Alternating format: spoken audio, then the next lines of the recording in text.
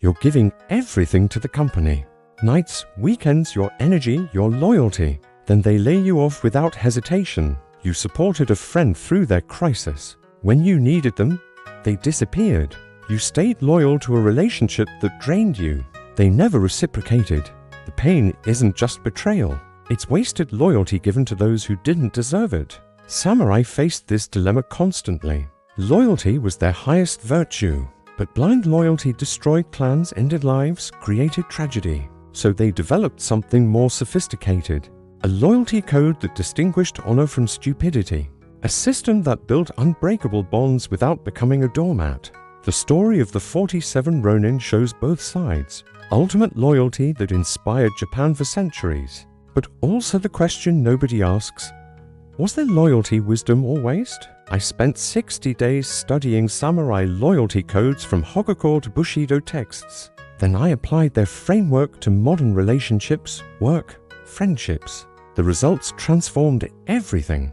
I give loyalty that creates bonds worth dying for. But I never waste it on those who violate the code. And in the next 9 minutes, I'm revealing the complete samurai loyalty system that builds unbreakable trust while protecting you from toxic obligation.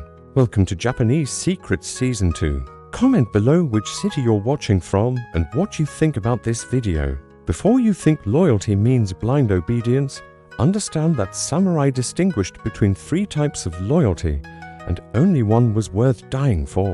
The Hagakure explains the foundation.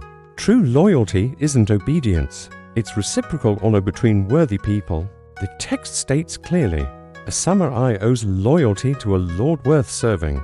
But loyalty to an unworthy lord is not virtue, it's cowardice disguised as honor. This distinction saved lives. In feudal Japan, samurai who recognized unworthy lords could leave honorably.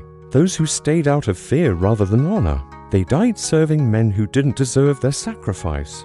The samurai loyalty code had 3 levels. First level, GIRI.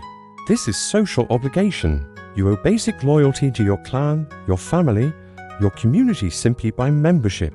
This is foundational but not absolute. GIRI creates the structure but doesn't determine your deepest commitments. Second level on. This is debt of gratitude. Someone saved your life, trained you, gave you opportunity. You owe them loyalty because they invested in you first. This loyalty is stronger than GIRI but still conditional.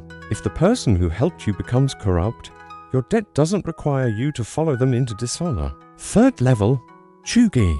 This is true loyalty, reserved for those who prove themselves worthy through reciprocal honor. This is the loyalty samurai would die for. But notice the qualifier, reciprocal. True loyalty flows both directions. A lord loyal to his samurai earned their CHUGI. A lord who treated them as disposable got only GIRI at best. Here's the 60-day framework I used to build unbreakable loyalty while eliminating toxic obligation. Days 1 through 20, loyalty audit. I listed every person and organization receiving my loyalty. Boss, company, friends, family, partner. Then I categorized each relationship by the 3 levels. Which were simple GIRI obligations? Which were on debts I was repaying? Which were true CHUGI bonds worth dying for? This sounds cold, but it's clarity. Not everyone deserves your deepest loyalty.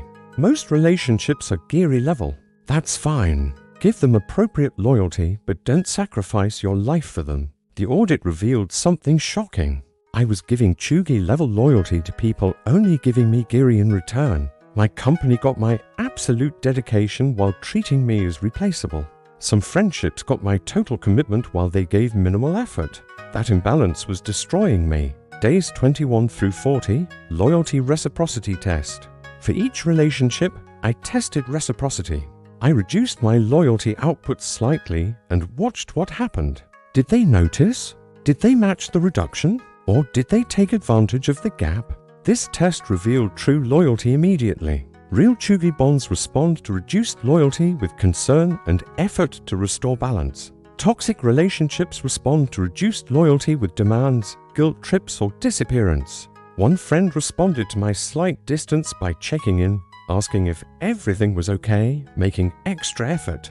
That's CHUGI, true mutual loyalty. Another friend responded with anger that I wasn't available whenever they needed something but remained unavailable when I needed them. That's toxic obligation disguised as friendship. Days 41 through 60, loyalty realignment.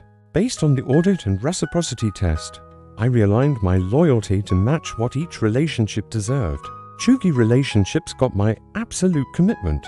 I would sacrifice for these people because they've proven they'd sacrifice for me. On relationships got appropriate gratitude but not unlimited obligation. I repaid debts honorably but didn't become permanently indentured. GIRI relationships got basic respect and social obligation. Nothing more. No nights and weekends for companies that would eliminate my position for quarterly profits. No deep commitment to people who only show up when they need something. Here's what 60 days created.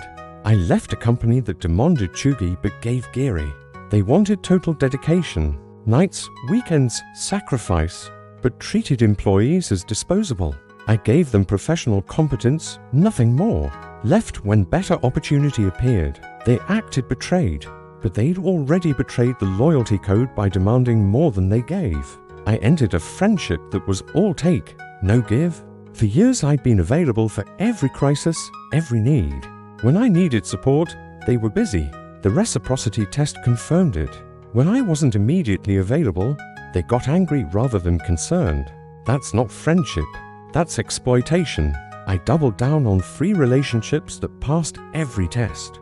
These people proved reciprocal loyalty repeatedly. One friend who drove 6 hours when I was in crisis without me asking. One mentor who invested in me without requiring anything in return. One partner who matched my loyalty with equal commitment. These are CHUGI bonds, worth dying for because they do the same.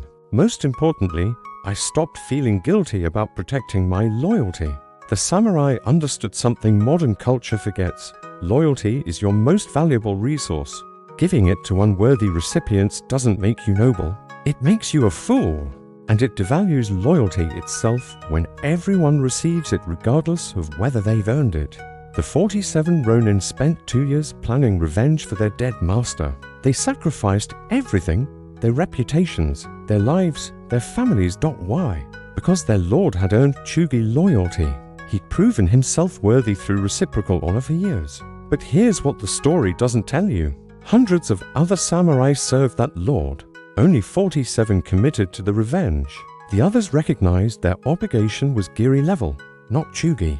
They honored their social duty but didn't sacrifice their lives. Were they wrong? No. They understood the loyalty code correctly. True CHUGI loyalty is rare. Most relationships are GIRI. That's normal. The tragedy is when people give CHUGI loyalty to those who've only earned GIRI. 60 days to build unbreakable loyalty while protecting yourself from toxic obligation. Days 1 through 20, loyalty audit using the 3 levels. Categorize every relationship honestly. Days 21 through 40, reciprocity test by slightly reducing loyalty and watching response. Real loyalty responds with concern. Toxic relationships respond with demands. Days 41 through 60, realignment to give each relationship the loyalty level it's earned. That's the complete code. Not complicated, but it requires courage. Courage to admit some people don't deserve your deepest loyalty. Courage to protect your most valuable resource. Courage to give everything to the few who've proven worthy. The samurai knew that loyalty without discrimination isn't virtue. It's waste. When you reserve true loyalty for those who've earned it, you create bonds that nothing can break. Comment below if you're starting the 60-day loyalty code audit tomorrow. And if you want more advanced samurai systems that protect you while building real honor, subscribe to Japanese Secrets Season 2. The ancient warriors understood that loyalty given wisely creates power, but loyalty given blindly creates slavery.